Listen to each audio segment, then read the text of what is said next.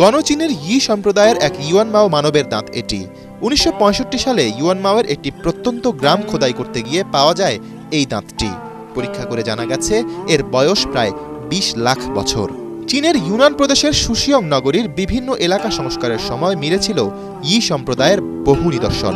সেখানকার মানুষের গড়ন, জীবন জীবিকা, পোশাক সহ আরও বহু নিদর্শন রয়েছে এই ম্যান মিউজিয়ামে।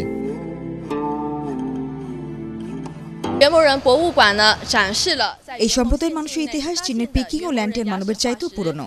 ধারণা করা হয় এই সম্প্রদায়ের লোকজন তখন থেকেই সবচেয়ে বেশি সভ্য। আমরা ইউনানের বিভিন্ন এলাকায় নির্মাণ করার সময় তাদের এসব নিদর্শন খুঁজে পেয়েছি।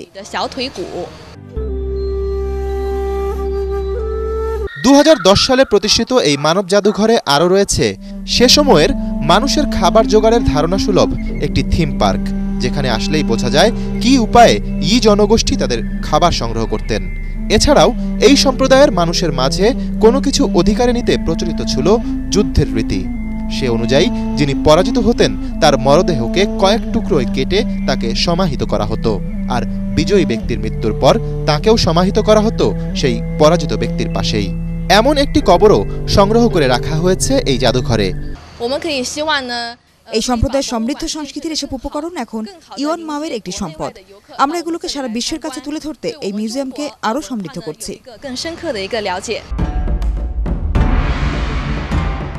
শুধু য়ি মানবের জীবাশ্মই নয়, ইউনানের ওই একই এলাকায় পাওয়া গিয়েছিল পৃথিবী থেকে বিলুপ্ত প্রাণী ডায়নোসরের অস্থি। পৃথিবীর দৈত্যাকার যে কয়েকটি ডায়নোসরের সন্ধান এ পর্যন্ত পাওয়া গেছে, ২২ মিটার দৈর্ঘ্যের তার বেশ কয়েকটি জীবাশ্ম রয়েছে লুফেং ডায়নোসর ভ্যালিতে। এখানে ডায়নোসরের জীবাশ্ম পাওয়ায় পুরো এলাকাটিকে সংরক্ষিত করেছে মিউজিয়াম কর্তৃপক্ষ। য়ি সম্প্রদায়ের মানুষের জীবনযাত্রা ও ডায়নোসরের এসব জীবাশ্মর এক ঝলক পেতে পর্যটন মৌসুমে পৃথিবীর বিভিন্ন দেশ থেকে হাজারো মানুষ ছুটে আসেন চীনের ইউনান প্রদেশের এসব জাদুঘরে। ইমদাদুল্লাহ বাবু, এটিএন বাংলা, সুশিয়ং, চায়না।